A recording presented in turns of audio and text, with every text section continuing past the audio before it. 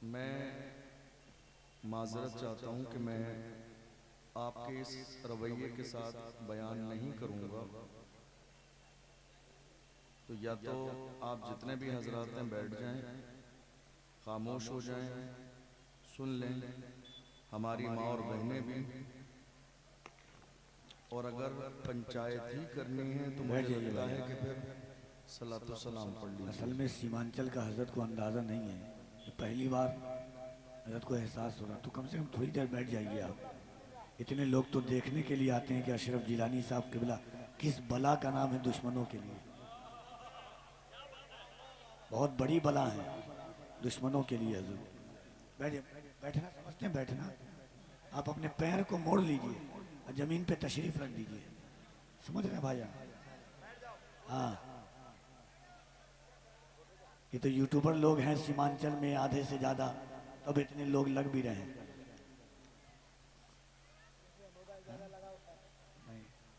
जो लोग खड़े हैं भाईजान बैठ जाइए आप लोग। अब बैठने बोल रहे हैं, क्या करेंगे वो लोग?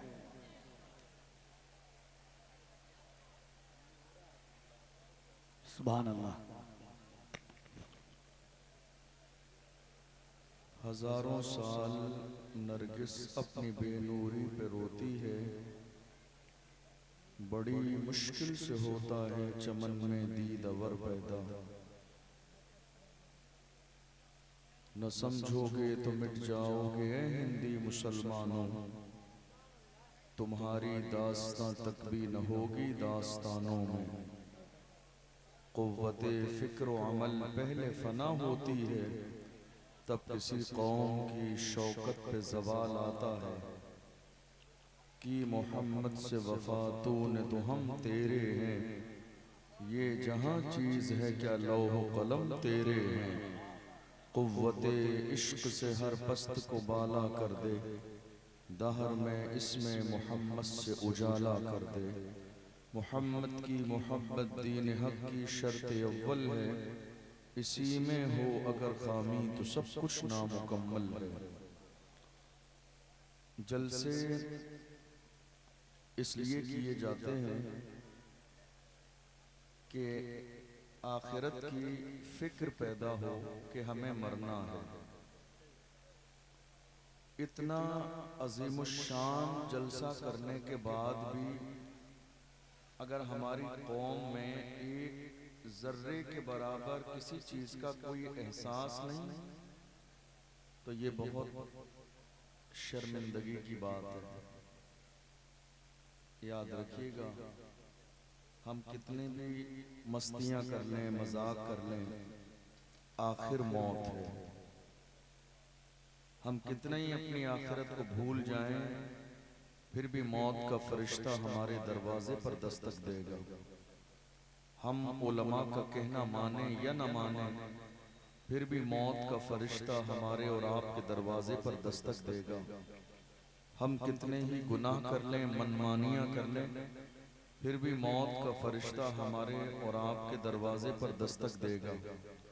याद रखिएगा, जिस महफिल में आप बैठे हैं और हम बैठे हैं, ये महफिल मस्ती और मजाक की महफिल नहीं है, ये चटकुले सुनाने की महफिल नहीं है, जोक सुनाने की महफिल नहीं है। जिनके अंदर ये मिजाज है जोक सुनने और सुनाने का, उनसे ज्यादा बदतरीन लोग कोई नहीं है आज के जमाने में, जिन्होंने इस मिंबर की इज्जत को पामाल कर दिया, जिन्होंने कौम के अंदर इस महफिल में आने के बाद भी ये एहसास पैदा कर दिया कि नहीं सब कुछ दुनिया ही में है।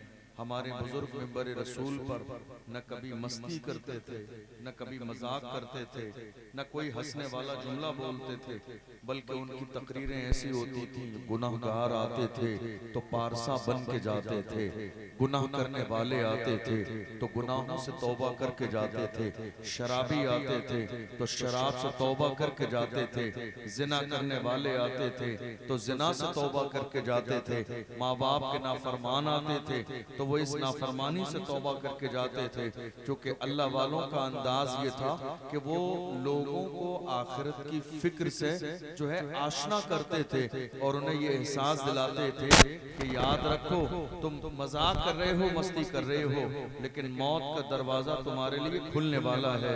मौत का फरिश्ता तुम्हारे दरवाजे पर आ जाएगा, एक लम्हे के लिए तुम्हें मोहलत नहीं मिलेगी, इसलिए डरते रहो। कुरान में बार बार ऐलान किया गया, इन्ना बत्श रब्बिका लशदीद, डरते रहो कि रब की पकड़ बहुत सख्त है। गुनाह करना छोड़ दो इसलिए कि रब की पकड़ बहुत सख्त है, बुराई करना छोड़ दो इसलिए कि रब की पकड़ बहुत सख्त है। मेरे अजीजों, ये जलसे इसलिए सजाए जाते हैं कि हम इन जलसों में आकर आखिरत की फिक्र पैदा करें, मौत की फिक्र पैदा करें, कब्र की फिक्र पैदा करें। आज हम और आप अपने घर में किसी एक रूम के अंदर लाइट चली जाए, रोशनी ना हो, आधा घंटा गुजारना रात में हमारे लिए मुश्किल हो जाता है। क्या ख्याल है उस कब्र की काली कोठरी के बारे में, जहाँ कोई रोशनी नहीं होगी सिवाय नेक अमाल के, जहाँ कोई उजाला नहीं होगा सिवाय हमारे बेहतरीन अमाल के। इसलिए जरा संजीदा होने की जरूरत है, जरा समझदार होने की जरूरत है। हम क्या सोच रहे, कोई बात नहीं है, मेले में आए हैं। याद रखना, ये जो मेला आप समझ रहे हैं ये मेला नहीं है, रसूलुल्लाह के जिक्र की महफिल है। जिसको आपने मेला बना दिया, जिसको आपने मेला समझ लिया, मेला नहीं है, ये हुजूर के जिक्र की महफिल है। जो कौम एहसास वाली कौम, जो कौम एहसास के वक्त में एहसास न करे, वो कौम पैरों के नीचे रौंद दी जाती है। जिस कौम को एहसास न हो वो कौम मारी जाती है, जिस कौम को एहसास न हो वो कौम जलील और रुस्वा की जाती है। क्या हाल है कौम मुस्लिम का आज हिंदुस्तान की सरजमीन पर? देख लो आप, मुल्क के कोने कोने में रौंदी जा रही है ये कौम, मारी जा रही है ये कौम, सताई जा रही है ये कौम, परेशान की जा रही है ये कौम, मॉब लिंचिंग की जा रही है इस कौम के साथ। बात यह है कि हमें एहसास ही नहीं है, मुसीबतें हमारे दरवाजे पर दस्तक दे रही है, हमें कोई एहसास ही नहीं है। मौत हमसे करीब तर होती चली जा रही है, हमें जर्रे के बराबर एहसास नहीं है। हर तरह की परेशानियां हमारी जिंदगी में आ रही हैं, हमें जर्रे के बराबर कोई एहसास नहीं है। वही हंसी, वही मजाक, वही मस्ती, वही ठिट्टा करना, अल्लाह अकबर।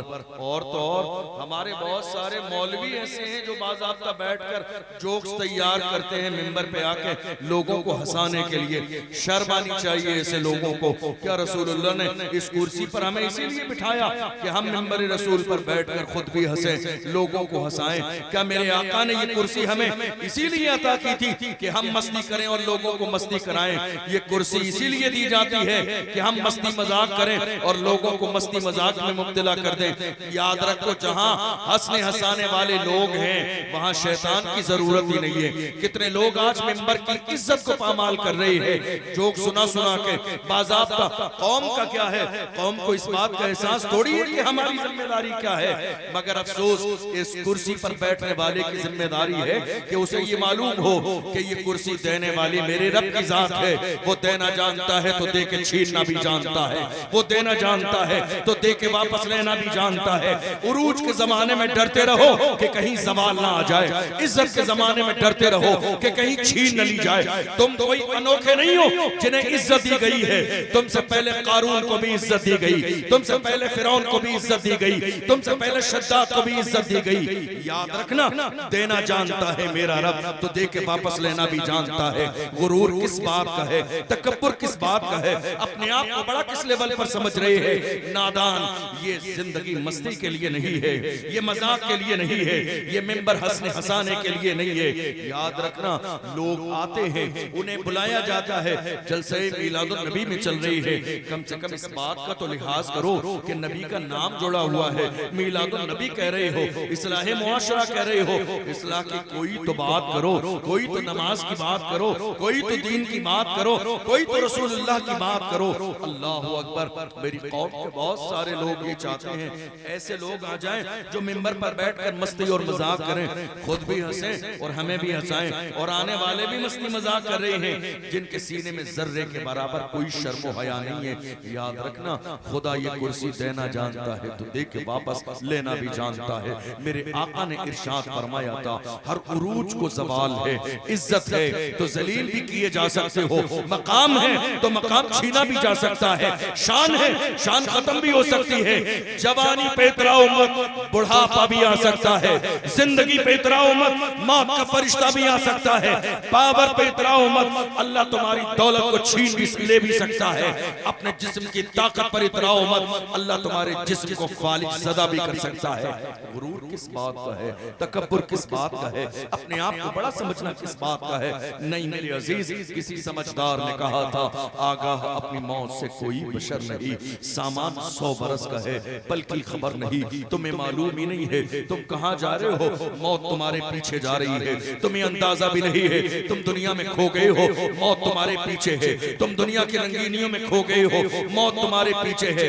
मुझे बड़ी हैरानी होती है जब मैं देखता हूँ मिंबर पे भी हंसने वाले बैठे हैं, नीचे भी हंसने वाले बैठे हैं। मिंबर वाले भी मस्ती कर रहे हैं, नीचे वाले भी मस्ती कर रहे हैं। मिंबर वाले भी मस्ती मजाक में लगे हैं, नीचे वाले भी मस्ती मजाक में लगे हैं। ऐ मेरे अजीज, तुम क्या करने के लिए यहाँ जमा हुए हो? ये सारा लाखों रुपए का खर्चा क्या सिर्फ मस्ती मजाक के लिए है? ये कौम की खून पसीने की कमाई क्या मस्ती मजाक के लिए है? इतना बड़ा मजमा जमा करना मस्ती मजाक के लिए है? नहीं मेरे अजीजों, गरीब नवाज ने ऐसा मिंबर कभी न लगाया जहां मस्ती मजाक की जाती हो। गरीब नवाज जब सामने बिठाते थे तो वो दिल पर ऐसी तवज्जो डालते थे कि लोग बेहोश हो जाते थे। वो ऐसा अल्लाह का जिक्र करते थे कि लोग बेहोश हो जाते थे। वो आखिरत की याद ताजा करते थे कि लोग बेहोश हो जाते थे। यही वजह है कि मेरे गरीब नवाज इधर जाते थे, लोग कलमा पढ़ के मुसलमान हो जाते। मैं बड़ा हैरान हूं, बड़ा हैरान हूं आपके रवैये को देखकर। मुझे बड़ी हैरानी है आपके रवैये को देखकर। कोई एहसास नहीं जर्रे के बराबर आप कहां बैठे हुए? कोई एहसास नहीं जर्रे के बराबर आप यहां आए क्यों? कोई एहसास नहीं। हमारी कौम के जवानों का अलमिया है इस वक्त। बाज़ाब्ता जब जलसा कराने का मौका होता है ना, तो बाज़ाब्ता हमारे जवान डिमांड करने लगे, उन हजरत को बुलाइए जो मजाक ज्यादा करते हैं, उन हजरत को बुलाइए जो मस्ती ज्यादा करते हैं, उन हजरत को बुलाइए हंसाते ज्यादा मजा बहुत आता है। कब तक मजा लोगे? याद रखना, हर मजे के बाद मजा पहले है, सजा बाद में है। मजा आएगा तो सजा मिलेगी। जिसने मजा लिया है सजा उसको मिली है। तुम आज मजा ले रहे हो, तुम्हें पता नहीं है हमारी लाखों बेटियां मुर्तद हो गई। मजा किस बात का लेना है? मस्जिदें वीरान पड़ी हैं, मजा किस बात का लेना है? जिस कौम के अंदर महीने गुजर जाते हैं, कोई घर में कुरान खोलने वाला नहीं है, मजा किस बात का लेना है? जाके देख लो कब्रिस्तान में तुमसे बड़े बड़े सूरमा की कब्र बैठ गई, नाली का पानी उसकी कब्र में जाता है। जाके देख लो तुमसे बड़े बड़े सूरमा कब्रों में सोए हैं। हमारे बुजुर्गों ने यही तो कहा, जब जवानी पे गुरूर आए कब्रिस्तान का चक्कर लगाना, तुम्हें अंदाजा लग जाएगा तुम्हारी जवानी की कोई हैसियत नहीं है। जब दौलत में नशा आ जाए, जाके कब्रिस्तान का चक्कर लगाना, अंदाजा लग जाएगा तुम्हारे पैसे की कोई हैसियत नहीं है। नहीं मेरे अजीज, मस्ती न करो। कुरान कहता है फलयदहकू कलीलन वलियबकू कसीरा। ईमान वालों को चाहिए हंसे कम रोए ज्यादा, इसलिए कि खुदा को रोना पसंद है, इसलिए कि खुदा को रोने वाली आंखें पसंद है। और मेरे आका सल्लल्लाहु अलैहि वसल्लम दुआ करते थे, ऐ अल्लाह मुझे रोने वाली आंखें अता फरमा, मुझे रोने वाली आंखें अता फरमा। क्या मेरे आका ने इरशाद नहीं फरमाया, एक बंदे मोमिन के आंसू जो अल्लाह के खौफ से निकलते हैं उसके हिस्से की जहन्नम की आग बुझाने के लिए काफी है? क्या मेरे नबी ने नहीं फरमाया? गौर करो, बदलो अपने अंदाज को, बदलो अपने मिजाज को। ये जल से मस्ती और मजाक के लिए नहीं किए जाते। बड़ी हैरानी की बात है, इतनी बड़ी हमारी महफिल जहां आप कुछ सीखने के लिए राजी नहीं, कुछ सुनने के लिए राजी नहीं, कुछ समझने के लिए राजी नहीं। याद रखिएगा, बड़ी माजरत के साथ हमें ऐसी तकरीरें नहीं आती हैं जिससे आप खुश हो जाए। हम इमाम अहमद रजा के गुलाम हैं, चापलूसी नहीं आती है हमसे। हम इमाम अहमद रजा के गुलाम हैं। आप याद रखना, मुझे बहुत ज्यादा जमाना नहीं हुआ, मैं बहुत एक डेढ़ साल हुआ मैंने इधर आना शुरू किया, वरना मैं सिर्फ राजस्थान में तकरीरें करता था। और आज भी मैं इस मिंबर पे बैठा हूँ। मेरा ईमान है गुंबद खजरा से मेरे आका मुझे देख रहे हैं। मेरी नीयत ये नहीं है कि आप ये कहें बड़ी साहब सीरियस तकरीर की है। मेरी नीयत ये है कि मुझे मरना है, मरने के बाद मुस्तफा को चेहरा दिखाना है। क्या कहेंगे? ये कुर्सी हमें किसी नेता ने नहीं दी है, कुर्सी कहां से मिली है? या रसूल अल्लाह, ये नाज ये अंदाज हमारे नहीं होते, झोली में अगर टुकड़े तुम्हारे नहीं होते, मिलती ना कर भी हुजूर आपके दर से इस ठाठ से मंतों के गुजारे नहीं होते। बेदाम ही बिक जाइए बाजार नबी में, इस शान के सौदे में खसारे नहीं होते, जब तक के मदीने से इशारे नहीं होते, रोशन कभी किस्मत के सितारे नहीं।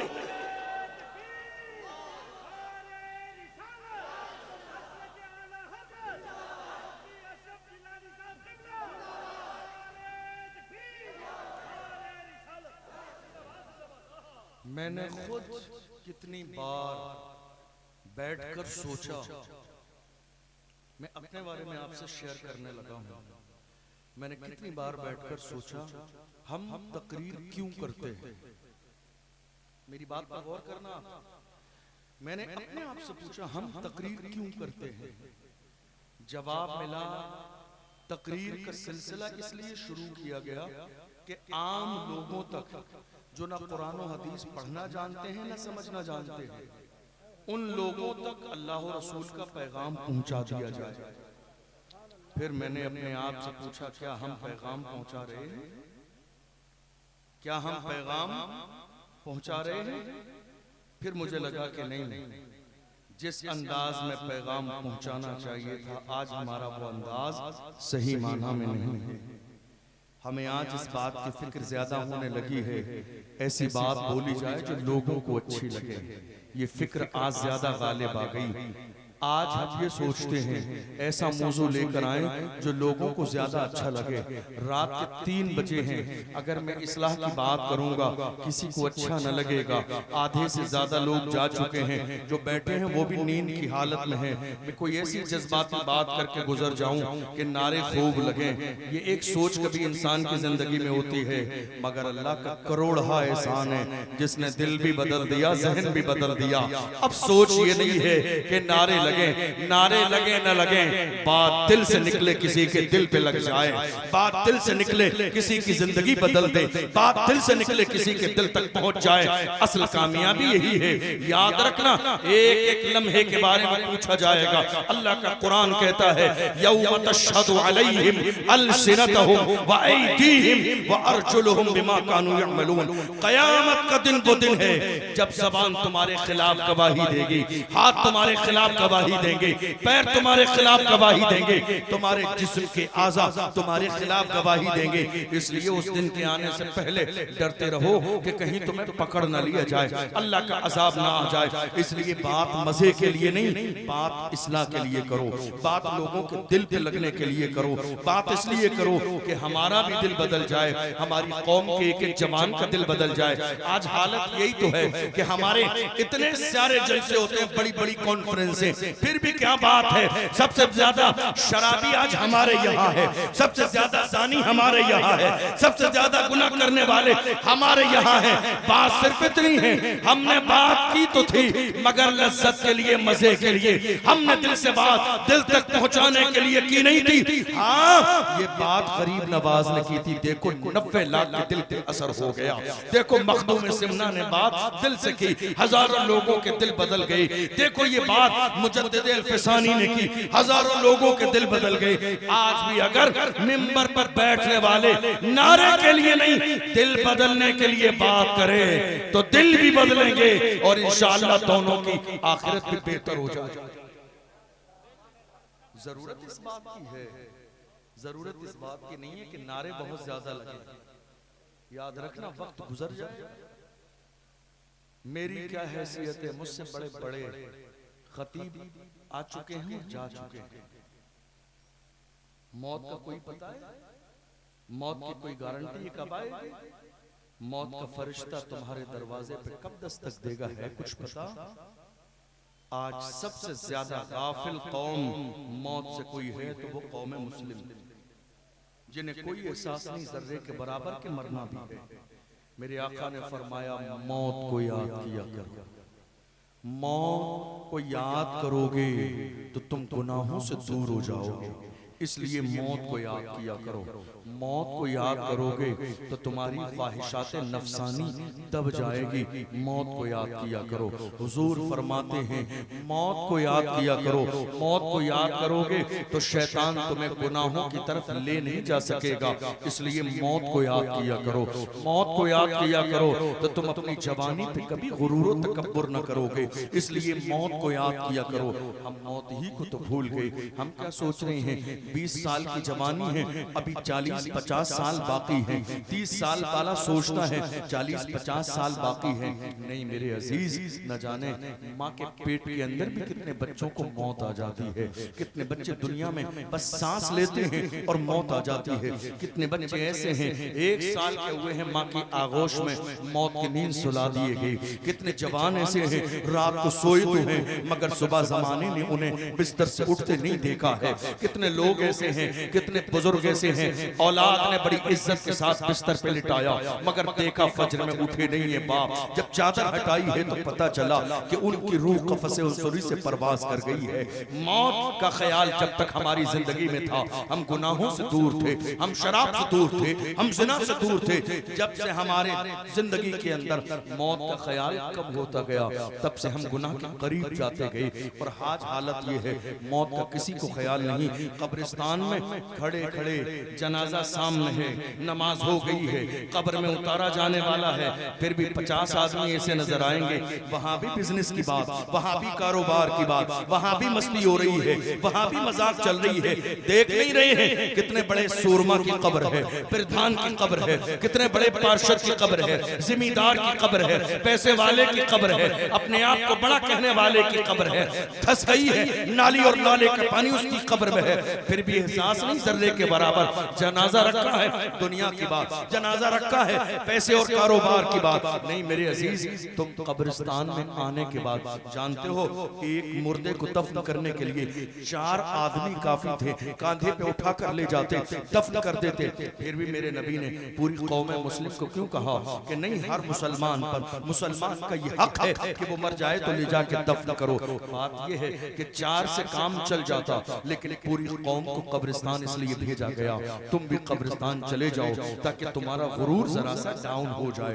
तुम भी कब्रिस्तान चले जाओ ताकि तुम्हारा फख्र भी जरा सा डाउन हो जाए। तुम भी कब्रिस्तान चले जाओ, बहुत जमाने से तुम्हें मौत की याद नहीं आई, तुम्हें मौत की याद आ जाए। अल्लाह अकबर। आप जानते हैं जिस जलसे में मैं आज तकरीर कर रहा हूँ, इस जलसे के लिए आपके लोगों ने जिनसे तारीख ली थी ना, हमारे बड़े अजीज जकी भाई शेख जो जलसे की हमारी तारीख लेते थे, 1 हफ्ता हुआ है मौत के फरिश्ते ने उनके दरवाजे पर दस्तक दी। इस जलसे की तारीख उन्होंने ली और उसके बाद वो इस दुनिया से चले गए। किसने सोचा था 27-28 साल के जवान को मौत आ जाएगी? किसने सोचा था इतना दीनदार जवान दुनिया से चला जाएगा? किसने सोचा था नमाजों का पाबंद दुनिया से चला जाएगा? इतना परहेजगार जवान मैंने अपनी जिंदगी में कभी न देखा। जब वो सफर करते थे तो कपड़े बाद में रखते थे, जाए नमाज अपने बैग में पहले रखते थे। 24 घंटे का जमाना जब तक सोते नहीं थे, वुजू कभी टूटने नहीं देते थे, और वुजू टूटता तो फौरन वुजू करते थे। कभी ऐसा न हुआ कि सफर में भी उनकी एक वक्त की नमाज कज़ा हो गई हो। कभी ऐसा न हुआ एयरपोर्ट पे उनका एक सजदा छूट गया हो। कभी ऐसा न हुआ उन्होंने जिंदगी में झूठ बोला हो। कभी ऐसा न हुआ कि उन्होंने किसी मोमिन की ग़ीबत की हो। कभी ऐसा न हुआ 1 रुपया जिंदगी में इधर से उधर हो गया हो। इतना पारसा जवान आप देखो, हमने अपनी जिंदगी में ये देखा। उस राजस्थान के इलाके में नौजवान उसको चलते फिरते कहते थे जिसे जन्नती जवान देखना हो वो मरहूम ज़की शेख को देख ले। इतना नेक परहेजगार मुत्तकी जवान। जब वो उलमा से बात करता तो उलमा सोचते थे सामने वाला कोई आलिम है, हालांकि उस बंदे ने एक दिन भी मदरसे में तालीम हासिल न की। जिसने बाज़ाब्ता कॉलेज में जाके जीन्स पैंट पहन के बाज़ाब्ता बीए एमए किया और दूसरी डिग्रियां हासिल की। एक हफ्ते पहले मौत की आगोश में चले गए। किसने सोचा था मौत आ जाएगी? किसने सोचा था कि मौत का फरिश्ता दरवाजे पर दस्तक देगा? लोग रो रहे हैं, आंखों में आंसू है। माँ का क्या हाल है? जाके पूछो माँ के दिल से। भाई का क्या हाल है? पूछो जाके दिल से। मैं हर जगह लोगों से यही कहता हूँ, हाथ जोड़ के कहता हूँ अपने जवानों से, जवानों गुनाह छोड़ दो। ये मत सोचो कि 50 साल की जिंदगी बाकी है। सरकार गौसे आजम फरमाते हैं, मौत हालत बदलने नहीं देती है। तुम जिस हाल में होगे मौत आके रहेगी। तुम गुनाह कर रहे हो, मौत आके रहेगी। इसीलिए फरमाया, तुम जिस हाल में मरना चाहते हो उसी हाल में जीना शुरू कर दो, फिर मौत तुम्हें बेहतरीन हालत में आएगी। तुम चाहते हो मौत तुम्हें सजदे की हालत में आए तो सजदे करने की आदत डाल लो। तुम चाहते हो मौत तुम्हें कुरान पढ़ते हुए आए, कुरान पढ़ने की आदत डाल लो। तुम चाहते हो मौत तुम्हें अल्लाह के सामने झुकते हुए आए, तुम अल्लाह के सामने झुकने की आदत डाल लो। मौत उसी आलम में आएगी और जब तुम इस हाल में जाओगे तो दुनिया पुकार के कहेगी, लहद में इश्क रुखे शाह का दाग लेके चले, अंधेरी रात सुनी थी चराग लेके चले, तेरे गुलामों का नक्शे कदम है राह खुदा, वो क्या बहक सके जो ये सुराग लेके चले। आज हालत ये है, हम दुनिया में और दुनिया की रंगीनियों में इतना रंग गए कि हमें जर्रे के बराबर मौत का एहसास हो। आपको हैरानी होगी ये जानकर, इस वक्त हमारे यहाँ शराब पीने वालों की तादाद बढ़ गई है। 18 साल, 19 साल, 20 साल के जवान शराब पी रहे हैं। आज 18 जनवरी है। इसी महीने की शुरुआत में एक रात आई थी जिसको हमारे जवान 31 के नाम से जानते हैं। 31 दिसंबर की रात। आपको मालूम है क्या हुआ था? मुस्लिम इलाकों में शराब के ठेकों पर शराब खत्म हो गई थी 2 दिन पहले। 2 दिन पहले शराब खत्म हो गई थी। इसी साल की बात बता रहा हूँ। जानते हो गई कहां?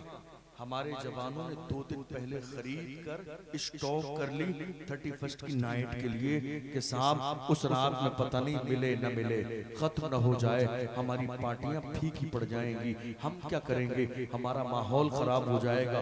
2 दिन पहले शराब की क्रेट उठा के बाज़ाब्ता स्टॉक करके रख ली। जश्न मनाने के नाम पर जश्न करते रहे, शराब पीते रहे, जिना करते रहे, अय्याशी करते रहे। मैं कहता हूँ ये सारे काम तो कर रहे हो, मगर याद रखो क्या सोच रहे हो?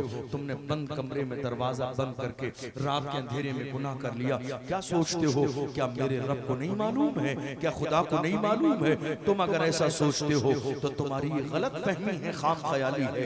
अल्लाह का कुरान कहता है, वल्लाहु यअलमु मा तुसर्रून व मा तुअलिनून, तुम जो जाहिर करते हो मेरा रब वो भी जानता है, तुम जो छुपाते हो मेरा रब वो भी जानता है। कोई ऐसा गुनाह नहीं है जो तुम करते हो और रब को मालूम नहीं है। तुमने एक रात की लज्जत के लिए, एक रात के मजे के लिए गुनाह कर लिया, लेकिन याद रखना इस एक रात के गुनाह की वजह से सजा न जाने कितने साल भुगतना पड़े, न जाने कितने साल रोना पड़े, न जाने कितने साल जिल्लत और रुसवाई का सामना करना पड़े। आज मुसीबत हमारे दरवाजे पर दस्तक दे रही है। लोग रो रहे हैं, कारोबार नहीं है, लोग रो रहे हैं, बिजनेस नहीं है, लोग रो रहे हैं, हम भूखे प्यासे हैं, लोग रो रहे हैं, बेटी और बेटों के रिश्ते नहीं आ रहे हैं। मैं कहता हूँ बंदा जब गुनाह का आदी हो जाता है और अपना रिश्ता परवरदिगारे आलम से कमजोर कर लेता है तो उसकी दुनिया भी तबाह हो बर्बाद हो जाती है, उसकी आखिरत भी तबाह हो बर्बाद। इसलिए ये नियत कर लीजिए, ये इरादा कर लीजिए, हमारी जितनी जिंदगी है हम गुनाहों में नहीं गुजारेंगे, हम गुजारेंगे रब की मर्जी के लिए, रसूलुल्लाह सल्लल्लाहु अलैहि वसल्लम के तरीके पर अमल करते हुए। आपको मालूम इस वक्त एक गुनाह बहुत तेजी के साथ बढ़ता जा रहा है। क्या है वो? जिना। बहुत तेजी के साथ। आपके जहन में शायद न हो, लेकिन हालत यह है आज आंखों का जिना भी हो रहा है, आज कानों का जिना भी हो रहा है, आज जबान का जिना भी हो रहा है, आज इन हाथों का जिना भी हो रहा है। आप कहेंगे हजरत आपने नई बात बताई, हमने कभी नहीं सुना जबान का जिना। जबान का जिना इस वक्त इतना हो रहा है आप हैरान हो जाएंगे। और ये बात सिर्फ मर्दों के लिए नहीं है, ये मर्द और औरत दोनों के लिए बात है। थोड़े से जमाने पहले जब रिश्ता होता था बेटी और बेटे का, तो जानते हो हमारे बुजुर्ग पहले दिन जब रिश्ता तय होता था तो कुरान मुकद्दस फूलों से सजा के देते थे। और उनकी नीयत ये होती थी कि पहली चीज रिश्ते में कुरान मुकद्दस दिया जाए, ताकि हमारे बेटे का रिश्ता अल्लाह के कलाम से शुरू हो, बरकत के लिए। आज जमाना बदल गया, अब जब रिश्ता होता है तो पैक करके बाज़ाब्ता मोबाइल फोन दिया जाता है। और मोबाइल फोन आप जानते हैं किस लिए दिया जाता है?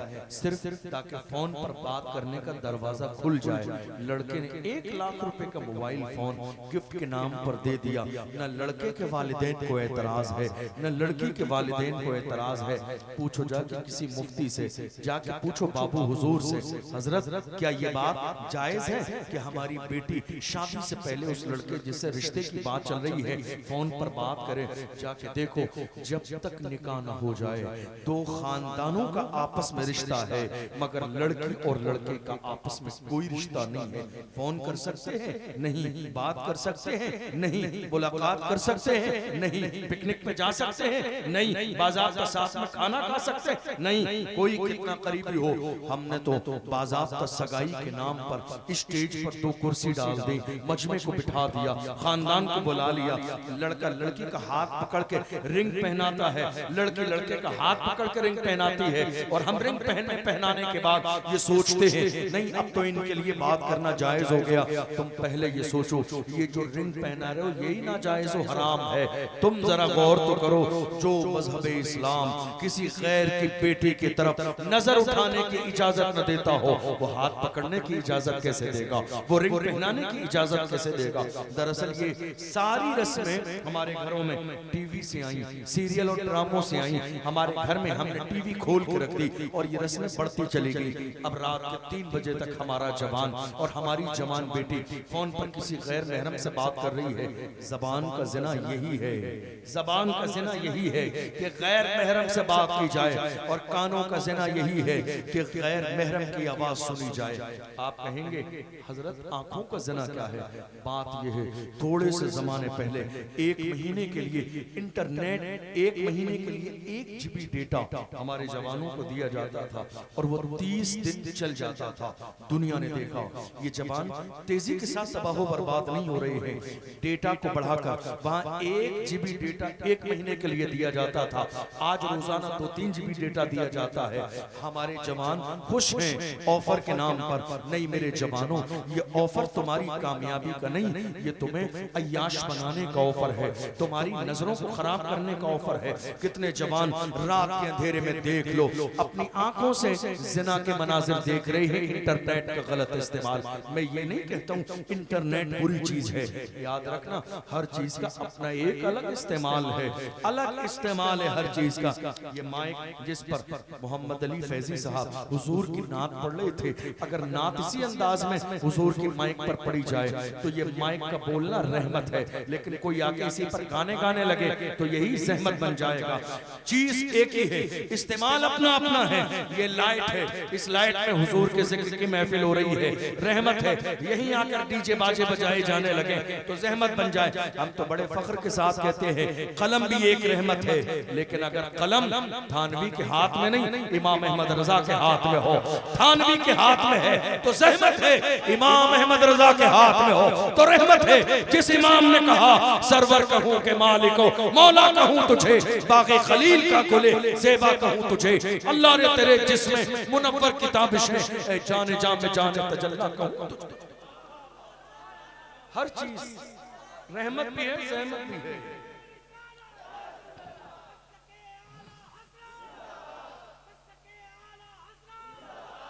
हर चीज रहमत भी है, जहमत भी है। इंटरनेट जहमत इसी एंगल से है इसी अंदाज में है ज़हमत इंटरनेट कि हम आंखों से ज़िना कर रहे हैं। आप इतने बच्चे नहीं हैं कि मैं क्या कह रहा हूं आपको समझ में नहीं आ रहा है। इतने नादान नहीं हैं आप, इतने छोटे नहीं हैं आप। हमारे बहुत सारे लोग दूर बैठ के मुस्कुराते रहते हैं, एक दूसरे के कान में कहते रहते हैं देखो हजरत क्या इशारा कर रहे हैं। ये हंसने वाली नहीं रोने वाली बात है। तुमने गौर ही नहीं किया, तुम्हारी जवानी तबाह बर्बाद हो गई। तुमने गौर ही नहीं किया, तुम्हारी नस्ल खत्म होने वाली है। तुमने गौर ही नहीं किया, रात के थोड़े से लम्हे में तुमने अय्याशी की दहलीज पर कदम रख दिया। तुमने जिन आंखों को खराब किया, तुम्हें पता ही नहीं है आंखों की कीमत क्या है। किसी आशिक ने कहा था तुम्हें न देखा तो किस काम की है ये आंखें कि देखने की है सारी बहार आंखों में। एक जवान ने आके कहा हजरत दुआ कर दे, मैं इन आंखों से हुजूर को देखना चाहता हूँ। मैंने कहा दुआ कर दूंगा और मेरे आका नवाजने पे आए तो वहां देर भी नहीं है। उस बारगाह की शान ये है, उस बारगाह का मकाम ये है, वहां फासलों की जियादती से इनायतों में कमी नहीं। कोई दूर रह के उवैस है, कोई पास रह के बिलाल है। मैं दुआ कर दूंगा, मगर मेरे भाई जरा तुम अपनी आंखों के बारे में गौर करो। क्या तुम्हारी आंखें हैं इस काबिल कि जिस आंखों से सुबह से लेकर शाम तक फोन में रील्स देखते हो, जिन आंखों से तुमने जिना के मनाजिर देखे हैं, क्या वो आंखें इस काबिल है कि यार का चेहरा देखो। अरे जिन्होंने अपनी आंखों की सफाई की, जाके देखो मिस्र की सरजमीन पर अल्लामा जलालुद्दीन सुयूती ने जिंदगी में बगैर नींद के खुली आंखों से 70 बार मेरे आका का दीदार किया है। पूछो इमाम अहमद रजा से, जब इमाम अहमद रजा हुजूर की बारगाह की तरफ चले थे तो कहा था आने तो या डुबो दो, अब तो तुम्हारी जानिब लंगर तुम्ही पे छोड़े, लंगर की कश्ती तुम्ही पे छोड़ी, लंगर उठा दिए हैं। दूल्हा से इतना कह दो प्यारे सवारी रोको, मुश्किल में है बराती, पुरखार वादिये है। गए हुजूर की बारगाह में और जब दिल ने कहा यार का दीदार हो जाए तो हाथ बांध के कहा उठा दो पर्दा, दिखा दो चेहरा कि नूरे बारी हिजाब में है। ज़माना तारीख हो रहा है कि महर कब से नकाब में है। और थोड़ी देर जब दीदार न हुआ तो पस मुर्दा दिल के साथ कहते हैं वो सुए लालाजार फिरते हैं, तेरे दिन है बहार फिरते हैं, जो तेरे दर से यार फिरते हैं, दर बदर यूं ही ख्वार फिरते हैं। आहा कल ऐश तो किए हमने, आज वो बेकरार फिरते हैं। उस गली का गधा हूं मैं जिसमें मांगते ताजदार फिरते हैं। कोई क्यों पूछे तेरी बात रजा, तुझसे कुत्ते हजार फिरते हैं। जब आजिज़ी का लेवल इतना आया तो खुली आंखों से मुस्तफा का दीदार किया है। और जब खुली आंखों से हुजूर का दीदार किया, आंखों से देख लिया, तो देखने के बाद कसम खा के कहा तू जिंदा है वल्लाह, तू जिंदा है वल्लाह, मेरी चश्मे आलम से छुप जा।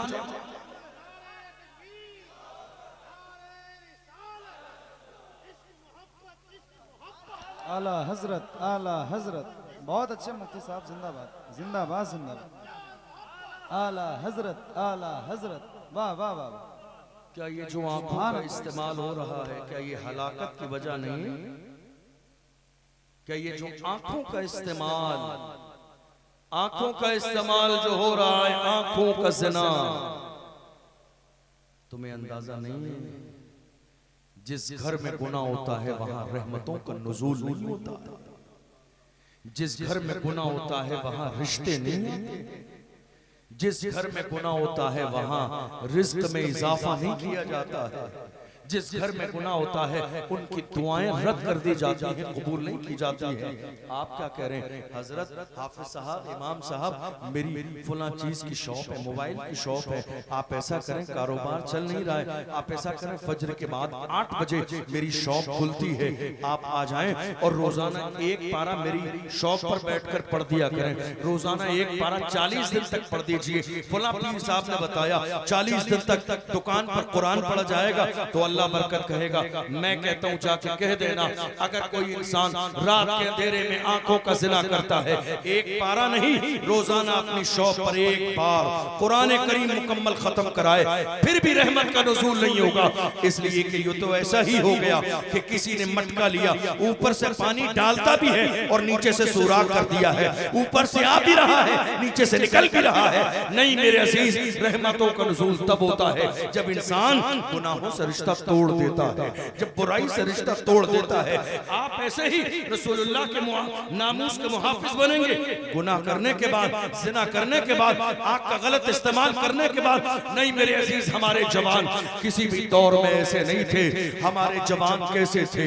हमारे जवान, पूछो डॉक्टर इकबाल से। डॉक्टर इकबाल ने कहा हमारे जवान ऐसे थे, टल न सकते थे अगर जंग में अड़ जाते थे, पांव शेरों के भी मैदान से उखड़ जाते थे, तुझसे सरकश हुआ कोई तो बिगड़ जाते थे, तीर क्या चीज है हम तोप से लड़ जाते थे, शान आंखों में न जचती थी जहांदारों की, कलमा पढ़ते थे हम छांव में तलवारों की, हम जो जीते थे तो जंगों की मुसीबत के लिए और मरते थे तेरे नाम की अजमत के लिए। दश्त तो दश्त है, दरिया भी न छोड़े हमने, बहरे जुल्मात में दौड़ा दिए घोड़े।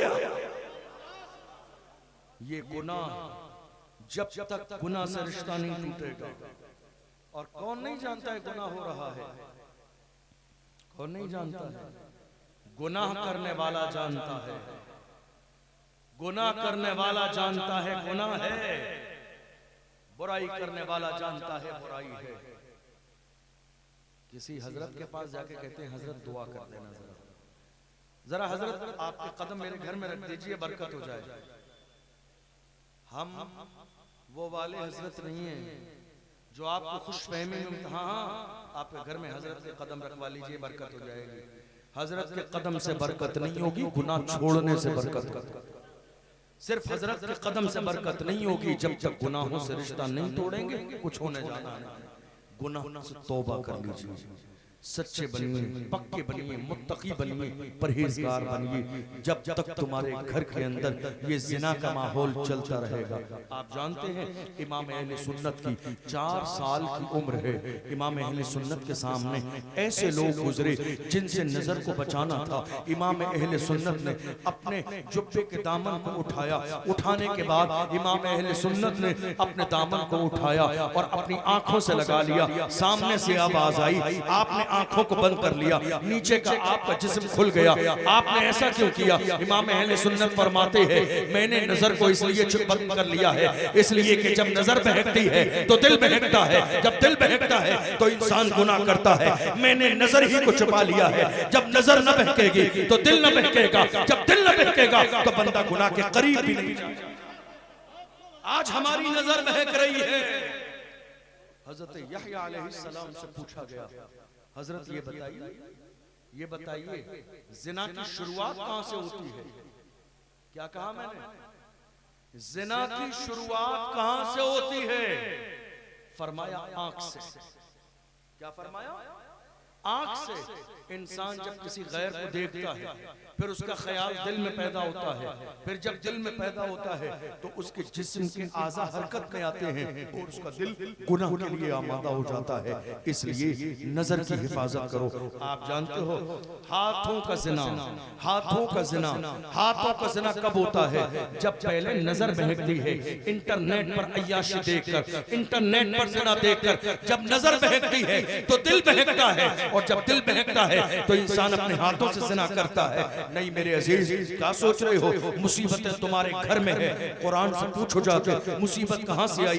तुम्हारे घर के अंदर, तुम्हारे घर की औरत ने, मां ने, बेटी ने तुम्हारे जहन में ये बात डाल दी मुसीबत है, किसी ने कुछ करा दिया है। नहीं मेरे अजीज, इस अंधविश्वास से बाहर आओ। किसी ने कुछ नहीं कराया है, तुम्हारे अपने अमाल हैं जिन्होंने तुम्हें तबाह बर्बाद किया है। मैं नहीं कहता हूं, अल्लाह का कुरान कहता है वमा असाबकुम मिन मुसीबतिन फबिमा कसबत ऐदीकुम। तुम्हारी जिंदगी में जो मुसीबतें हैं वो तुम्हारे हाथों के कारनामे हैं, जो तुमने कार्य करतूत जिंदगी में किए हैं। इसी बुनियाद पर तुम्हें ज़लील रुस्वा किया जा रहा है। सुनो मेरे आका का फरमान, अल्लाह के रसूल इरशाद फरमाते हैं मन यज़मन ली मा बैन रिजलैहि व मा बैन लहयैहि अज़मनु लहुल जन्नह। मेरे आका इरशाद फरमाते हैं जो मुझे 2 चीजों की जमानत दे, जो जबान की जमानत दे और अपनी शर्मगाह की जमानत दे, मेरे आका फरमाते हैं मैं बदले में उसे जन्नत की जमानत देता। जबान की जमानत, जबान का गलत इस्तेमाल नहीं, और शर्मगाह की हिफाजत और जमानत दे के वो शर्मगाह का गलत इस्तेमाल ना करेगा। मेरे आका ने इरशाद फरमाया मैं उसे बदले में जन्नत की जमानत देता हूँ। क्या मतलब? क्या ये बयान सिर्फ मर्दों के लिए है? नहीं, औरतों के लिए भी है।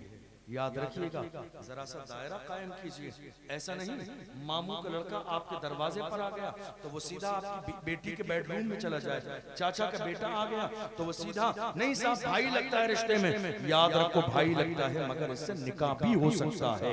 ये फर्क क्यों भूल गए, ये चीज तुम्हारे जहन में क्यों नहीं रही? हमारे घर के अंदर जब से इस्लामी मुआशरा खत्म हो गया है, कितनी बेटियों की इज्जत पामाल हो गई, कितने घरों के मिजाज खराब हो गए, कितनी बेटियां बर्बाद हो गई, कितनी बेटियां घर छोड़ के चली गई। क्यों?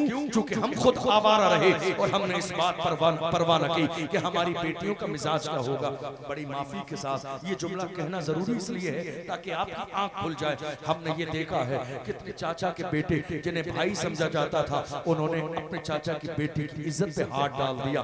कितने बेटे ऐसे जो मामू के बेटे समझे जाते थे, उन्होंने जाके बाज़ाब्ता इज्जत पे हाथ डाल दिया। निकाह जहां हो सकता है शैतान पर गला देता है, इसलिए हद कायम कीजिए। सबकी अपनी जगह है, मर्दों की बाहर जगह है, औरतों की अपनी जगह है। अपनी बेटियों को 50,000 का फोन नहीं, कुरान दो। तुम्हारी बेटियां उनके हाथों में कुरान दोगे, कनीज़े फातिमा बनेगी। वो जिस घर में जाएंगी, जहां उनके कदम पड़ेंगे, अल्लाह उसी घर को जन्नत का गहवारा बना। आपको मालूम है तलाक क्यों हो रही है इस वक्त? तलाक क्यों हो रही है ज्यादा? तलाक होने की बड़ी वजह ये मोबाइल फोन है लड़कियों के हाथ में, शादी से पहले भी और शादी के बाद भी। मेरी बात समझ आई? मैं खत्म करने लगा। शादी से पहले भी और शादी के बाद भी ये जो हमारी बेटियों के हाथों में मोबाइल फोन दे दिया ना, सबसे बड़ी तबाही का जरिया ये है। अगर शौहर अपनी बीवी को मोबाइल फोन न दे, ससुराल वाले मोबाइल फोन न दें, तो पूरे समाज में बुराई कर दी जाती है। देखो हमारी बेटी पर इतना जुल्म किया जा रहा है, कितना ही अच्छा खिला लीजिए, कितना ही अच्छा कपड़ा पहनाइए, कितना ही खुश रखिए, लेकिन सिर्फ मोबाइल फोन न दिया, जमाने में बुराई कर दी जाएगी कि बेटी पर जुल्म हो रहा है। ये मोबाइल बेटी के लिए इतना जरूरी जानते हो क्यों? क्योंकि मायके वालों को चुगलियां करने का मौका नहीं मिल रहा है। माँ को बेटी से फोन करके बुराई गीबत करने का मौका नहीं मिल रहा है। एक नादान माँ 2-2 घंटे फोन पर बात करती है और वो ये सोचती है कि मुझे बेटी को ये समझाना है, ये समझाना है। हजारों लाखों सियानी माएं जिन्होंने बेटियों को फोन पर समझाया, माँ का थोड़े दिन के बाद इंतकाल हो गया, लेकिन वो सियानी बेटी उसी रवैये से चलती रही। माँ का भी इंतकाल हो गया, इधर शौहर ने भी छोड़ दिया। हालत ये हो गई, ना खुदा ही मिला ना विसाले सनम, ना इधर के रहे ना उधर के रहे। एक समझदार बेटी शादी के बाद जब माँ समझाती है तो बेटी कहती है मेरी माँ मुझे मालूम है मेरी ससुराल का मिजाज क्या है, मेरे घर का मिजाज क्या है।